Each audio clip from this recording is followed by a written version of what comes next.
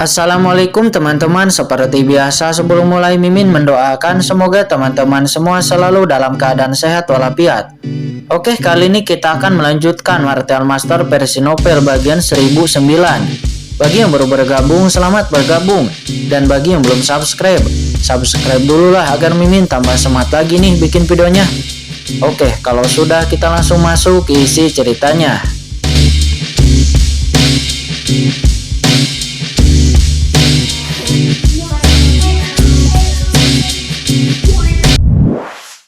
Tubuhnya tidak cukup kuat. Akan tetapi, itu bukanlah sesuatu yang bisa dilawan oleh Yang Mulia setengah langkah. Ya, tatapan Jugek Rulong segera tiba-tiba tertuju kepada Jiruyu dan pria tua itu, dan matanya memadat. Karena kekuatan takdirnya tidak dapat melihat keduanya. Harus dipahami bahwa Jugek Rulong adalah leluhur keluarga Jugek, penguasa kekuatan takdir, dan ada banyak master yang hadir. Bahkan sosok setengah langkah Yang Mulia pun dia dapat melihat beberapa takdirnya dalam sekejap. Akan tetapi, napas kedua orang ini sepertinya tersembunyi di dalam kabut-kabur, sehingga Jugek Rulong tidak bisa melihat takdir dari kedua orang ini. Kalian berdua, ada cahaya dingin di mata Jugek Rulong. Dia akan melangkah maju dan hendak menanyai kedua orang itu. Akan tetapi, tiba-tiba dia menghitung sesuatu. Tidak, barang tua King Sui Guhua. Dia telah memasuki pegunungan Tiandang sebelum aku, kata Jugek Rulong. Dia pada akhirnya mengabaikan Jiruyu dan pria tua itu, dan sosoknya tiba-tiba menghilang ke dalam kehampaan.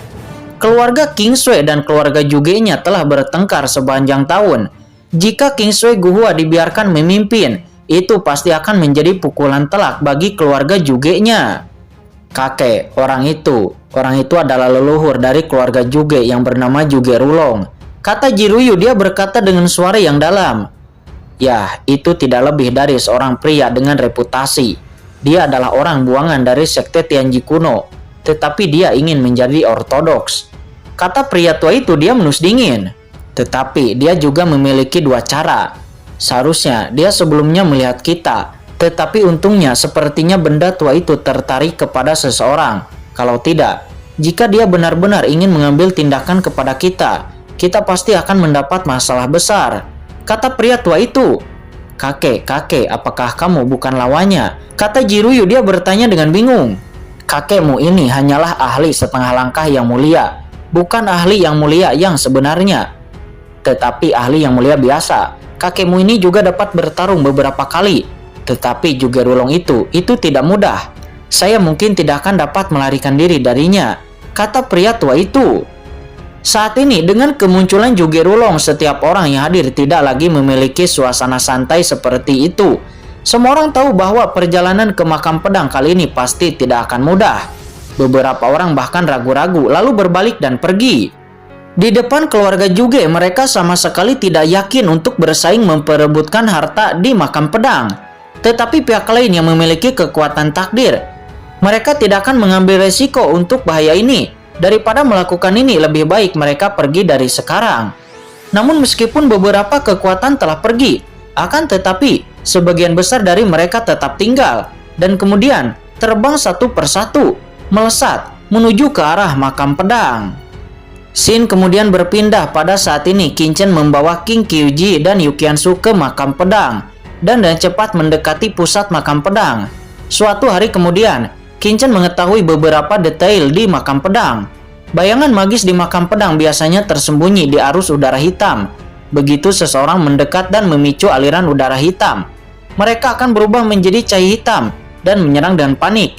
Jika Anda kurang beruntung, arus udara hitam yang ditarik hanyalah bayangan ajaib, tubuh bayangan ajaib, maka kamu akan sengsara, dan daging serta darahmu akan diserap oleh bayangan ajaib itu.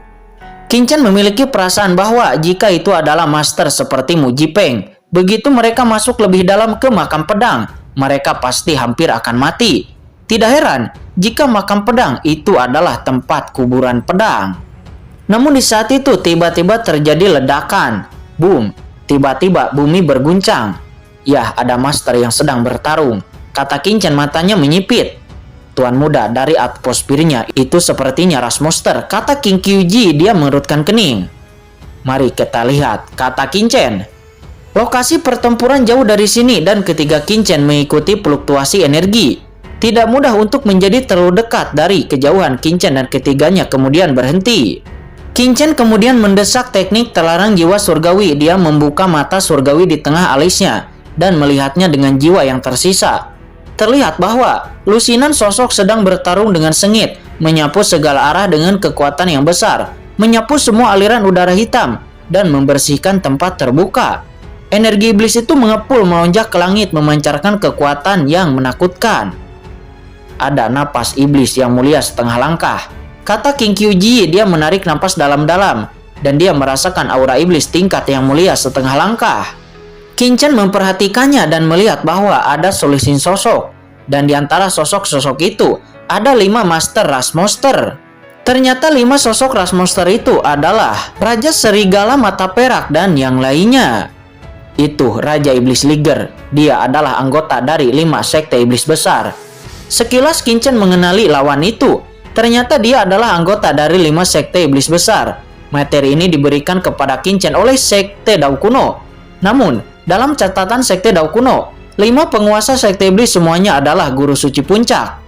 Tetapi Qinchen tidak menyangka ternyata salah satunya baru menyentuh basis kultivasi setengah langkah yang mulia. 5 sekte iblis ini begitu kuat, kata Qinchen, matanya serius dan tegang. Yang diungkapkan oleh 5 sekte monster ini, dia bahkan memiliki kendali penuh atas pegunungan Tiandang. Tetapi pihak lain tidak pernah terekspos, tetapi menyembunyikan kekuatannya. Pada saat ini, 5 master sekte iblis itu sedang bertarung dengan sekelompok bayangan iblis. Beberapa dari mereka berubah menjadi penampilan manusia yang sangat mengerikan dan mematikan.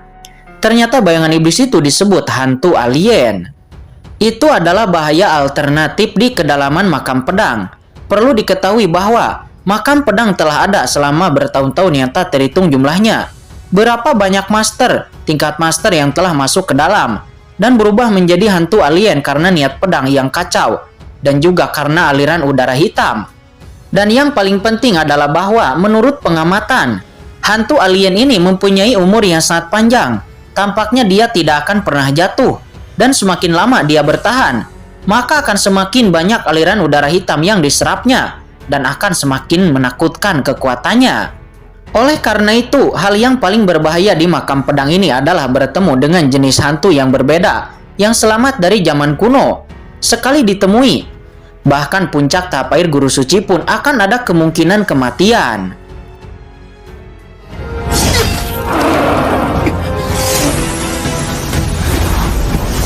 Akan tetapi nampak di bawah serangan kerjasama dari 5 master monster itu, 7 atau 8 bayangan hantu alien telah berhasil dipenggal oleh mereka. Hahaha, sudah selesai, kata Raja Serigala Mata Perak. Dia berkata sambil tersenyum. Kerja sama kita berlima semakin baik, kata Raja Gajah Hijau. Dia berkata seraya merubah wujudnya menjadi wujud manusia lagi. Kelima monster ini telah bekerja sama dalam jumlah yang tidak diketahui, dan pemahaman diam-diam telah lama terbentuk. Bersama-sama, 5 monster besar itu dapat mengalahkan musuh yang jauh lebih kuat dari mereka. Teman di sana, setelah menonton sekian lama, kamu masih tidak keluar. Pada saat ini, Raja Iblis Liger tiba-tiba melihat ke tempat Qinchen dan yang lainnya berada, dan tiba-tiba berbicara. Oke.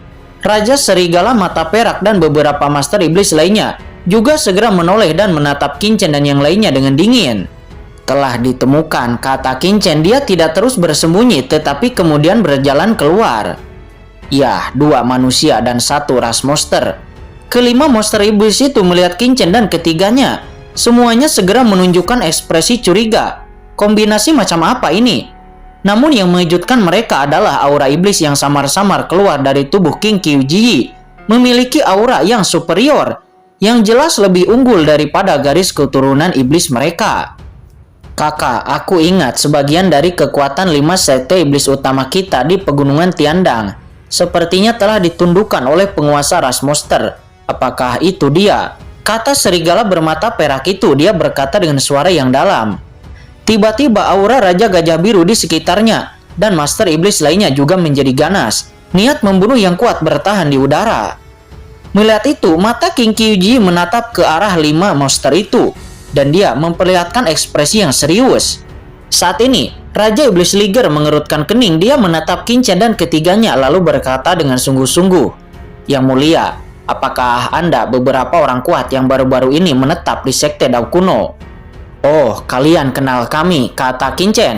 King Qiujiji telah menaklukkan banyak kekuatan klan iblis di Sekte Dao Kuno. Di antara mereka, klan iblis Pegunungan Tiandang dihormati oleh 5 sekte iblis besar. Banyak kekuatan klan iblis sebenarnya berada di bawah 5 sekte iblis besar.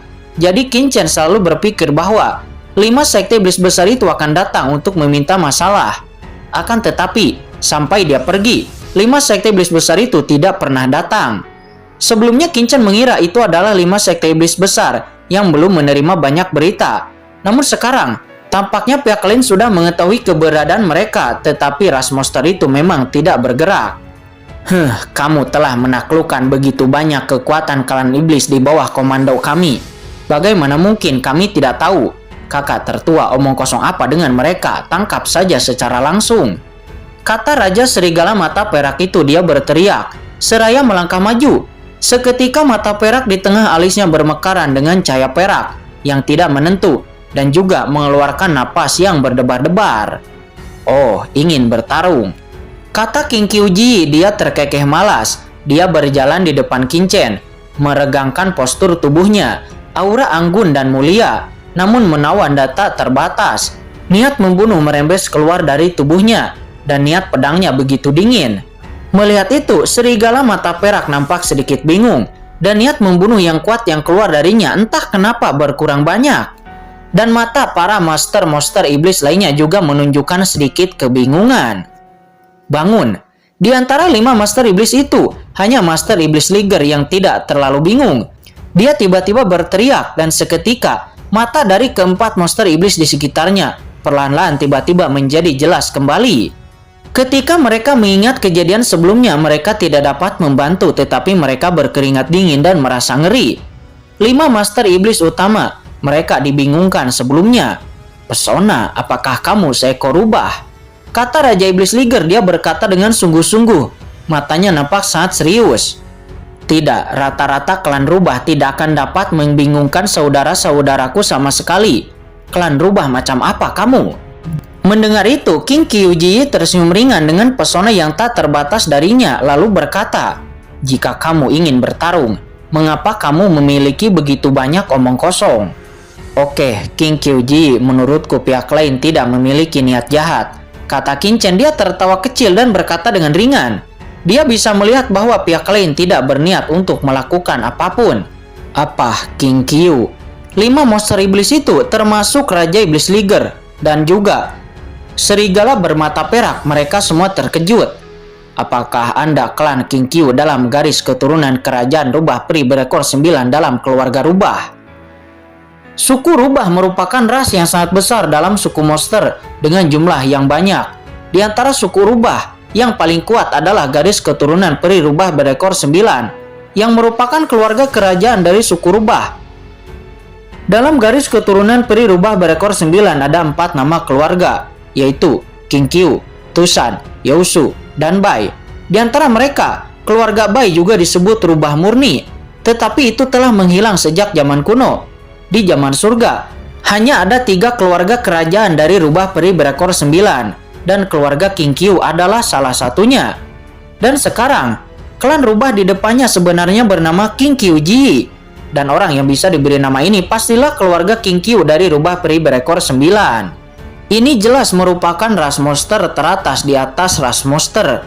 Pantas saja pihak lain akan memberi mereka penindasan yang begitu kuat. Dan tidak heran jika kekuatan klan monster mereka akan ditundukkan oleh pihak lain. Di klan monster, garis keturunan adalah segalanya. Klan monster teratas memiliki guncangan yang kuat terhadap klan monster tingkat bawah. Ini dari jiwa dan leluhur mereka, itu tidak dapat diubah. "Hei, konon klan Liger punya kekuatan, tapi otaknya kurang bagus. Sekarang tampaknya itu memang benar," kata King Qiujiji. Dia terkekeh. Segera di belakangnya, 9 ekor peri rubah bangkit dan segera mengirimkan permulaan yang sangat menawan dan atmosfer iblis yang kuat meresap. "Melihat barisan peri rubah berekor 9 milikku," Pada saat ini Su Xiaoxiao juga tiba-tiba muncul di bahu King Qiuji dan dia berkata dengan bangga, apa itu adalah peri rubah berekor 9 lainnya, dan itu adalah klan Su. 5 ahli monster iblis itu bahkan terkejut lagi di saat melihat Su Xiaoxiao. Mereka tidak pernah memikirkan bahwa mereka akan melihat 2 keluarga kerajaan dari klan King Qiu dan klan Su dari rubah peri berekor 9. King Qiuji pihak lain tidak memiliki maksud jahat, kata Qin Chen. Dia mengerutkan kening dan melangkah maju. 5 monster iblis ini memiliki kekuatan yang luar biasa. Meskipun Qin Chen telah menerobos, tetapi tujuan perjalanannya kali ini adalah untuk menjelajahi makam pedang, bukan untuk menyatukan pegunungan Tiandang. Dan perselisihan yang tidak perlu tentu saja harus dihindari. Ya baik Tuan Muda, kata King Qiuji. Dia mengerutkan kening. Dia memberi hormat kepada Qin Chen dan lalu melangkah mundur. Apa Tuan Muda, sial. 5 monster iblis itu juga dapat dianggap sebagai orang yang berpikiran mendalam, lebih serius dan tenang. Tetapi pada saat ini, mereka tidak dapat menahan diri untuk tidak bersumpah di dalam hatinya. Garis rubah peri berekor 9 adalah rangkaian kekaisaran dari ras monster. Namun, itu sebenarnya menyebut manusia itu sebagai Tuan Muda ini. Lalu, apa asal-usul anak muda itu? Selanjutnya 5 monster iblis itu berpikir sejenak dan kemudian pergi dari sana. Bahkan melarikan diri. Kupikir aku akan bertarung, kata Su Xiaoxiao. Dia berkata dengan kecewa. Tuan Muda, kelima master iblis ini sangat canggung. Bukankah Anda mengatakan bahwa 5 sekte iblis adalah kekuatan tertinggi di pegunungan Tiandang? Namun, itu benar-benar memalukan ras monster kita, kata King Qiuji. Dia juga berkata dengan sedikit keraguan. Tidak, namun Qin Chen menggelengkan kepalanya, matanya berkedip lalu berkata, 5 sekte monster besar itu tidak canggung, tetapi mereka sedang menyembunyikan kekuatan mereka. Tak heran jika pihak lain bisa duduk di pegunungan Tiandang selama bertahun-tahun dan menjadi kekuatan tertinggi di pegunungan Tiandang. Ternyata mereka sangat pintar. Mereka seharusnya tahu bahwa sekte Tian Yuan didukung oleh keluarga Zhuge dan kekuatan lainnya. Jadi mereka bersikap sangat rendah hati selama bertahun-tahun. Saat ini dalam kehampaan yang tak ada habisnya, para master dari 5 sekte iblis utama itu dengan cepat melesat menuju kedalaman makam pedang. Kakak, kenapa kamu tidak melakukannya sebelumnya? Aura rubah peri berekor 9 King Qiu itu tidak kuat, itu seharusnya berada di bawahmu. Ya benar kakak, keluarga rubah peri berekor 9 ini memiliki darah keluarga kerajaan. Jika kita bisa menelan kekuatannya, itu akan sangat bermanfaat bagi kultivasi kita. Raja Serigala Mata Perak dan yang lainnya berkata kepada Raja Iblis Liger. Mendengar itu, Raja Iblis Liger berkata dengan suara yang dalam, keluarga kekaisaran rubah peri berekor 9 ini memiliki kekuatan setengah langkah yang mulia yang menakjubkan, dan juga ada napas zaman kuno darinya. Meskipun basis kultivasinya tampaknya lebih lemah dariku, tetapi klan rubah peri berekor 9 yang telah mencapai ranah setengah langkah yang mulia. Apakah Anda yakin kita bisa mengalahkannya? Dan juga, ini bukanlah hal yang paling penting. Yang terpenting adalah anak muda itu. Saya tidak dapat melihat kultivasi anak muda itu. Mendengar itu, Raja Serigala Mata Perak dan yang lainnya nampak terkejut. Kakak, bukankah anak itu hanyalah tapair guru suci? Mendengar itu, Raja Iblis Liger menggelengkan kepalanya lalu berkata, aura di tubuhnya memang berada di ranah tapair guru suci, tetapi kekuatan aslinya tidak terlihat sama sekali. Saya merasa kekuatan anak ini tidak sesederhana yang saya lihat di permukaan. Jika kita benar-benar melakukannya, hasilnya mungkin sangat tidak terduga. Terlebih lagi, ini adalah wilayah umat manusia. Kita harus tetap low profile. Jika perjalanan ke makam pedang ini bisa dihargai, saat aku menerobos ranah yang mulia, aku tidak perlu takut kepada apapun, kata Raja Iblis Liger. Dia berkata dengan suara yang dalam. Kakak bijaksana. Raja Serigala Bermata Perak berkata dengan sungguh-sungguh.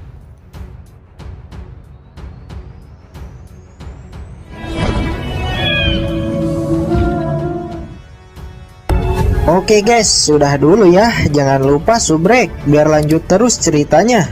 Bagi yang sudah subrek, mudah-mudahan dimudahkan rezekinya. Mimin undur diri. See you next and goodbye.